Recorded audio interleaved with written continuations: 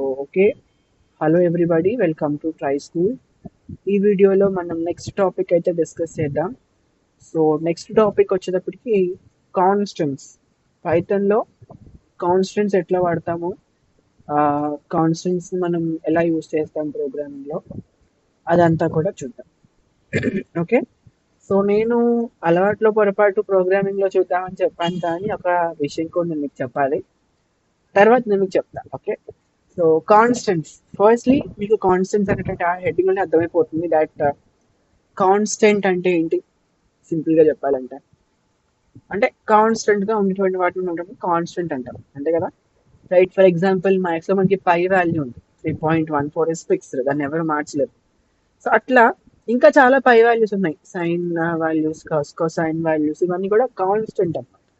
That will not be changed. Right. Sine 90 fixed, అది నువ్వు ఎక్కడికి వెళ్ళినా అది ఫిక్స్డ్.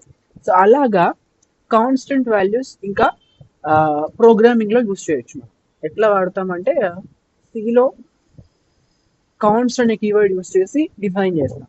జావాలో కూడా దానికి ఒక ప్రాసెస్ ఉంటుంది, C++లో కూడా we have a process for that. కానీ పైథాన్ విషయానికి వచ్చేటప్పటికి పైథాన్లో మనకి కాన్స్టెంట్ అనే కాన్సెప్ట్ యాక్చువల్గా లేదు. కానీ ఒక వీడియో, ఒక థంబ్నెయిల్ నేను పెట్టి చేస్తున్నాను అంటే దానికి ఒక రీజన్ అయితే ఉంది.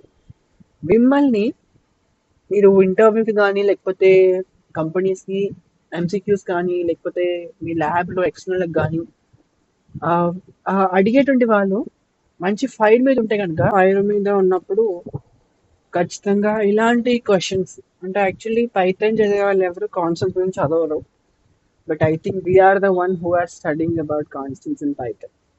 ఓకే. సో కానీ మనల్ని కన్ఫ్యూజ్ చేయడానికి అడుగుతూ ఉంటారు. ఓకే. ఎంసీక్యూస్లో how to define a Python constant అని ఒక క్వశ్చన్ ఇచ్చేసి ఆప్షన్స్ ఇస్తారు.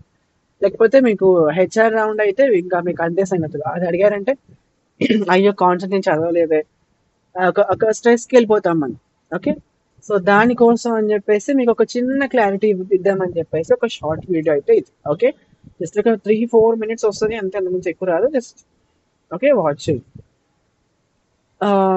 Okay, just minute. So actually పైథాన్లో మనకి కాన్సెప్ట్ అయితే లేదు. ఓకే. చూడండి, concept is not applicable in Python. Okay. కానీ మన క్యాజువాలిటీ కోసం మనకు అర్థం అవ్వడానికి ఏం చేస్తామంటే ఇట్లా కాన్స్టెంట్ వాల్యూస్ మొత్తాన్ని కూడా క్యాపిటల్ లెటర్స్తో తీసుకుంటాం. ఓకే. క్యాపిటల్ లెటర్స్తో తీసుకుంటాం. సో తద్వారా మనకు అర్థమవుతుంది తప్ప కంపల్సరీగా అది కాన్స్టెంట్ అర్థం కాదు. బట్ జస్ట్ మన కన్వర్సేషన్ కోసం మనకు అర్థమవుతుంది అనమాట. ఓకే. సో మారల్ స్టోరీ ఏంటంటే అసలు కాన్స్టెంట్స్ అనేటువంటి కాన్సెప్ట్ పైథాన్లో లేదు. ఓకే, గుర్తుపెట్టుకోండి. ఓకే, డోంట్ హరీ బెరీ ఏమి కూడా అయిపోతుంది.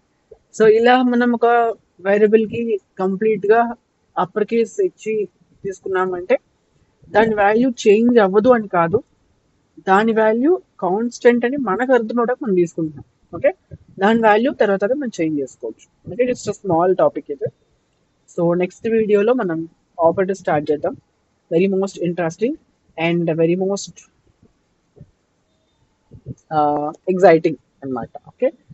So thank you so much. See you all in the next video. Until then, keep trying. Don't forget, this is Try School, Mana School, Mana Bhashalo. Thank you so much.